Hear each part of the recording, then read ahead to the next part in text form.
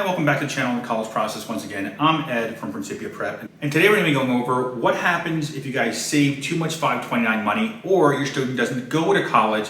What do you do? But before we begin, if you are new to the channel and are looking for additional college content, please hit the subscription button down below. It will notify you when new videos do come out. As well as if you do enjoy today's video, please leave us a like, it does help the channel. As well as if you have any comments or questions throughout today's video, just leave them down below in the comment section. I do answer all your comments and questions, by the way, you guys leave here on the channel. As well as, once again, we are running the James Wilson Memorial Scholarship, giving out scholarship money for this year's senior class. If you want to be eligible for the scholarship or if you want to learn how to help us out with the scholarship, very simple. In the description down below is the link for the scholarship video. It allows you to understand how the scholarship works. As well as also down below in the description as well is the organization's Venmo, as well as our Buy Us a Coffee, if you want to help support the channel, allowing us to keep making these college videos for you guys out there.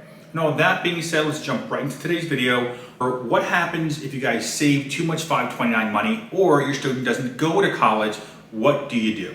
Now, as many of us know, we make plans in life and God laughs. It's something I've heard very often, especially something that I understand now as I get older and older in life. And many of the people watching this video, many of the families, i.e. the parents watching these videos, over the age of 30 understand that we always try to make plans, but sometimes the plans work out, sometimes the plans don't work out. And in some cases, students don't end up going to college, or in some cases, the 529 plan that you have is more than you need to be utilized for the college expense. And by the way, this happens very often. Let me give you guys a couple examples here. Now, right off the bat, one of the main factors is your student may not elect to go to college, and this happens for various reasons. Maybe they elect to go into a trade, or maybe they elect after high school to go right into a specific career that doesn't need college. Also, if you're looking at the academies, or they go into the armed forces, or they go into a family business, etc., etc. You never know why a student doesn't end up going off to college. Or maybe they start college and it's not something that's for them, and you guys end up having a lot more 529 money than you need. Let's say they go off to college for a year, decide it's not for them, and they want to go in a different direction, and college is not part of that direction. Or the student gets a lot of financial aid. This also happens when you guys have way too much 529 money. Now, let's use an example. Let's say your student going off to a $50,000 college. And let's say you saved up over the years $100,000 of 529 money for that student to go off to college. And that $50,000 college you're going to look at and the student's going to be attending, they were very generous with you guys. And they gave you in scholarships and grants, let's say they gave you $40,000, which does happen often, believe it or not, for some of the more expensive colleges.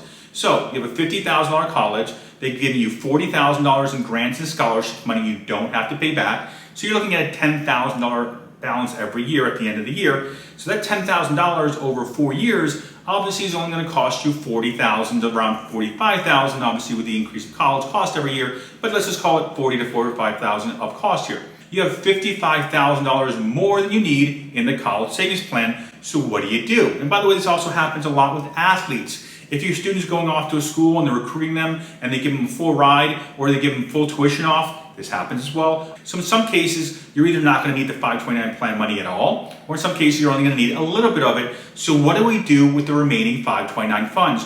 Now, right off the bat, the number one thing you guys can elect to do is if you have way too much college savings or your student's not going off to colleges, you can obviously elect to move those funds from your student being the beneficiary to some other student being the beneficiary. And this is what I mean.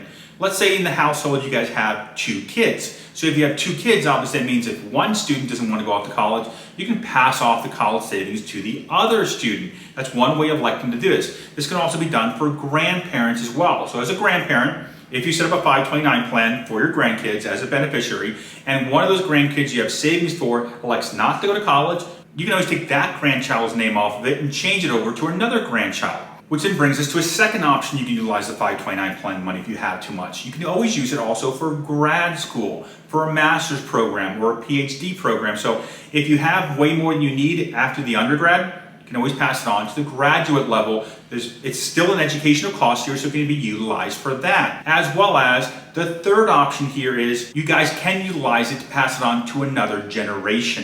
And let me explain to you here what I mean. The 529 plan money can essentially be sitting there forever. In theory, let me put it that way, where you can actually pass the 529 money down per generation. So let me explain to you how this works.